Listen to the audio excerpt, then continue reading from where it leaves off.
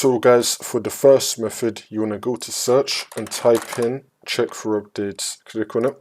And now once you're on this, you want to click on check for updates. Make sure that your computer is fully up to date. For the next method, you want to go to search and type in printers and scanners. Click on it.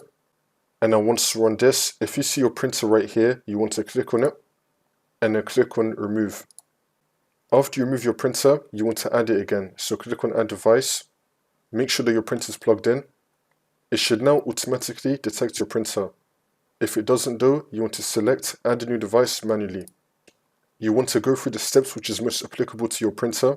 Click on next and then you want to add your printer again. See if that works. For the last method, go to search and type in troubleshoot settings. Click on it.